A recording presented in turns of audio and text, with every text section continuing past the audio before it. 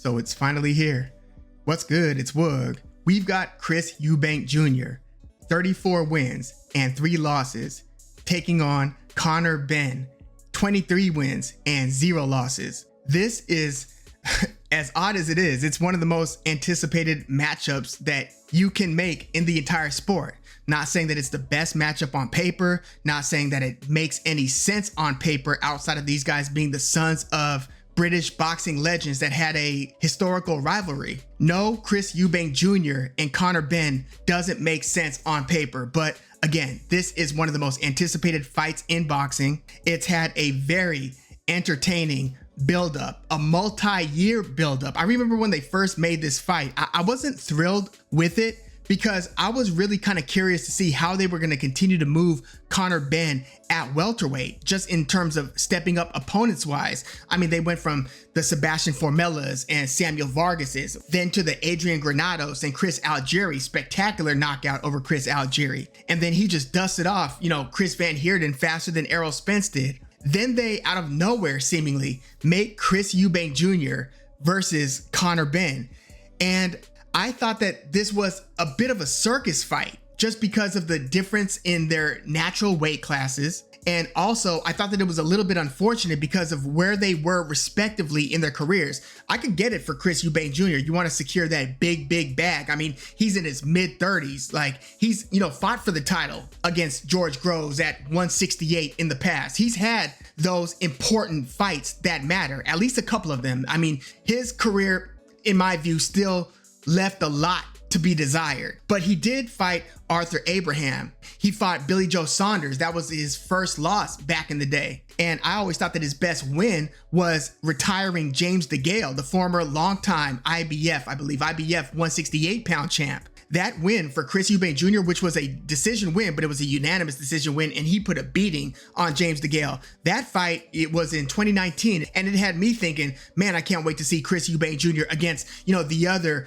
either 168 pounders or middleweights. So then he goes, and fights on PBC for like one fight where Matt Korobov got injured in like the second round. So then he fights guys like Marcus Morrison and Wanik Awajan. Exactly. It's like, who? But then he fights Liam Williams, who's kind of a, a journeyman, win some, lose some, but a tough competitor. And it was after that they made Chris Eubank Jr. versus Conor Benn. Well, then Conor Benn tested positive just before the fight, tested positive for PEDs. The fight is scrapped. Conor Benn's career just goes reeling, and he's in this like non-suspended but can't fight in the UK purgatory, and his reputation is just in the mud. In the meantime, Chris Eubank Jr. fights Liam Smith and surprisingly gets TKO'd in the 4th round. He gets dropped. I had never seen Chris Eubank Jr. hurt nearly that badly, but he got finished in the 4th round by Liam Smith. They end up running it back about 9 months later. He stops Liam Smith. He first of all dominated Liam Smith and then stopped him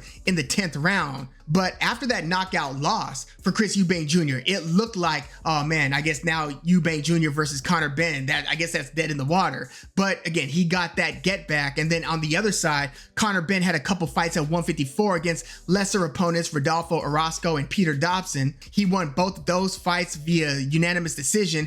Didn't look spectacular, didn't look, I mean, if you're asking me, nearly like the guy who we saw at 147 storming through Samuel Vargas and Jussi Koivula. But that last fight for Conor Benn was in February of 2024. So we're already more than a year removed from that. Whereas Chris Eubank Jr. had one more fight against Camille Zerameta, and that was in October of 2024. So here we are. We're finally getting Chris Eubank Jr. versus Conor Benn. And I was saying that they aren't in the same spot career-wise. Again, Chris Eubank Jr. is in his mid-30s. I looked at Conor Benn as still being on the upswing, and we were still trying to find out how good is Conor Benn. Like, I wanted to see him fight either a Iemonta Stanionis, a Virgil Ortiz, a Boots Ennis. I suspected that Eddie Hearn wasn't going to let him in the ring with them, but I looked at, outside of the guys who were the top dogs at welterweight at the time, it was still Errol Spence Jr., Terrence Crawford, you still had Sean Porter, but then after, Yordenis Ugas, Manny Pacquiao was still an active fighter technically, and then you had the new crop of guys. You had Boots Ennis, Virgil Ortiz Jr., and Stanionis, and I looked at outside of that group, you had Conor Benn. So I wanted to see who out of those top 8-ish guys Conor Benn would eventually fight. But instead, again, they just did a total 180 and they put him up against Eubank Jr. And at the time, it was supposed to be at a catch weight of 157. So I look at the fight today a little bit differently than I looked at their original fight, which was supposed to take place in October of 2022, where I thought that Conor Benn might have a chance at beating the bigger Chris Eubank Jr.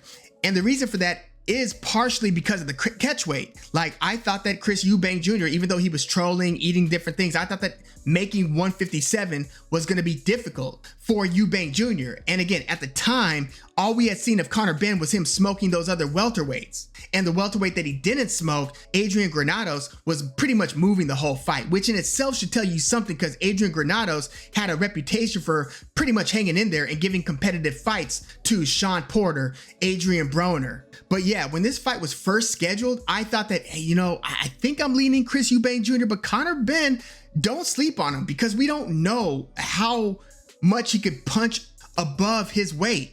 Well, I have a very different view on this fight today, and that's because this one is going to be fought at middleweight. They're going to have to weigh in at 160, not 157. Chris Eubank Jr. has been fighting at 160 more than 168 for his last few fights. Although there is a rehydration clause of 10 pounds, so on fight night, Chris Eubank Jr. can't weigh more than 170. But I'm looking at this fight today and I'm thinking, okay, what has Conor Benn shown us since he got, blown up for PEDs, right?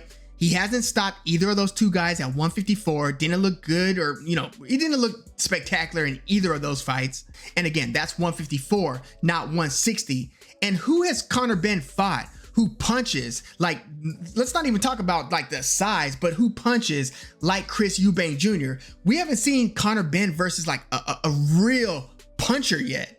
Even in that run that he was on before failing the PED test, he didn't fight any punchers. Chris Algieri, a boxer, mover. Adrian Granados, rugged, but not a dangerous puncher per se. He's a worker. Chris Eubank Jr., say what you want about him, Chris Eubank Jr. could punch. And that's at 168 or at 160. Hell, Chris Eubank Jr. is one of the only two guys to stop Liam Smith. I know Liam Smith, supposedly was battling some sort of a foot or ankle injury for that fight, but only two guys have stopped Liam Smith. Chris Eubank Jr. and Canelo Alvarez. Like, Liam Smith at 154 went the distance against Jaime Munguia, who was hellacious at 154, at least, against Saddam Ali, who was at the time kind of a blown up welterweight, but that's another conversation for another day. Chris Eubank Jr. could punch. He dropped Liam Williams multiple times. Not only that, but when have you seen Conor Benn fight an athlete like Chris Eubank Jr., somebody with the suddenness, somebody who's able to kind of feint, and then hit you with an uppercut, or feint, smack you with a jab? I have often thought this later version, more recent version of Chris Eubank Jr. is like a poor man's Roy Jones Jr. And I say poor man's because he's not the athlete Roy Jones was. He doesn't have the reflexes, doesn't have quite the hand speed, quite the power. Roy Jones is one of the greatest boxing athletes we've ever seen. But Chris Eubank Jr. is a poor man's, quote unquote, approximation of that. Just how he kind of holds his lead hand low, which is dangerous. That's one of those kids, don't try this at home. Like, if you're gonna try to play that whole hands down game, you better be damn good defensively, reflex wise. But yeah, Chris Eubank Jr., at least since he got with Roy Jones for those couple of fights, has been fighting more so in that style. But Conor Benn hasn't fought anybody nearly as good as Chris Eubank Jr. So when I look at like the current odds on this fight, which are Chris Eubank Jr., he's the favorite, but he's only a minus 170. Conor Benn is a plus 150. I'm really thinking about betting on Chris Eubank Jr. even at a minus 170.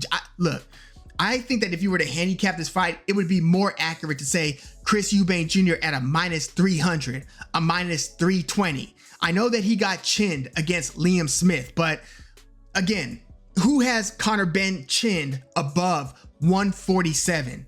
And who have we seen hit Conor Benn with some authority above 147?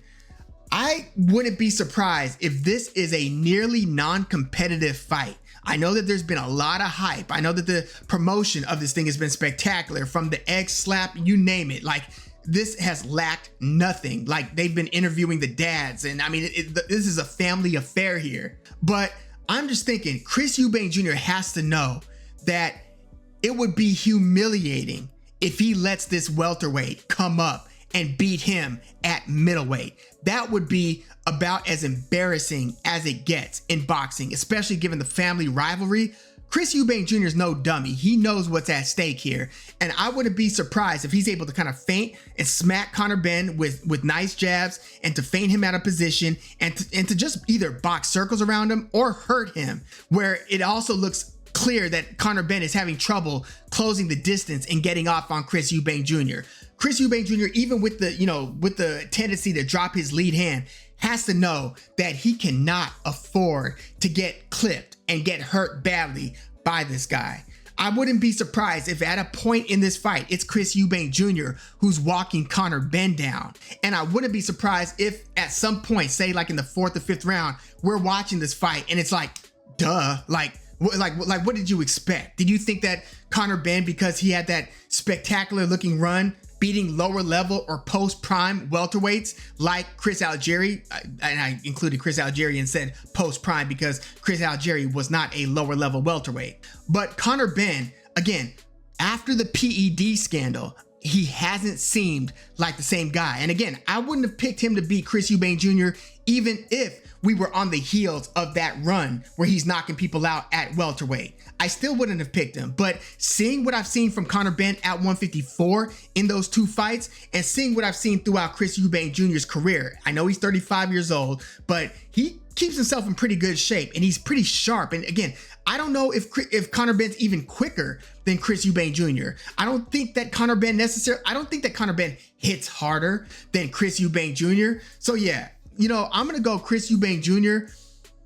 I'm probably going to go via stoppage. Like, even Conor Benn fighting a competitive fight that goes the distance, that can even look and feel like some sort of a moral victory for Conor Benn.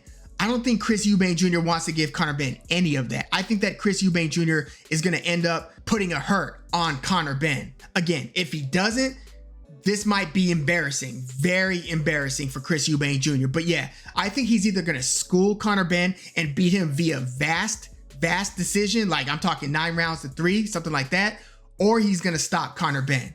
But I do not think Conor Benn's going to win this fight. And I know that the money makes this worth it for both guys, but don't get it twisted. This fight can potentially do damage to Conor Benn's future in the sport. And selfishly, I hope that however this fight and the results shake out, I hope that Conor Benn goes back to 147 and more or less picks up where he left off in his opponent's selection and starts working up the ranks and fighting better welterweights. I hope that that's what we get out of Conor Benn, because if it's not there, I mean, is he going to try to compete with that jungle at 154? I mean, they've got killers at 154. Are we going to see like Conor Benn versus Sergey Bohachuk at 154, something like that?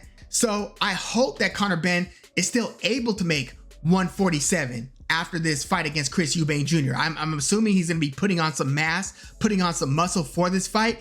I'll be curious to see if he can comfortably make 147 after this fight again. If not, again, it's a deep division at 154. Good luck. But I'm not under the delusion that this fight, because it's such a mega event, can't do damage to Conor Benn's future in the sport. No, not all losses are equal. Yes, if this ends up being like a tit for tat competitive fight and say Chris Eubank Jr. edges the decision, then yeah, maybe Conor Benn is good to go going forward. But if Chris Eubank Jr. humiliates Conor Benn, beats him up, takes him to school, drops him, toys with him, hurts him, and so forth, stops him, then this can do damage to Conor Benn. We've seen those fights where the punishment does irreparable damage to the fighter. I hope that isn't the case here, but I think that Chris Eubank Jr. is going to win this one, and I think he's going to win it big, either via, again, wide decision or via stoppage, but I'm going to err on the side of stoppage. I'm going to say maybe a late stoppage, something like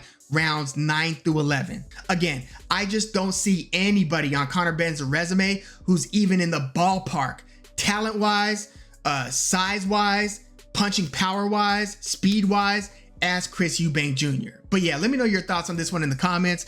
Who do you see winning this one and how? And do you look at this fight any differently today than you looked at it when they first tried to make this fight in late 2022?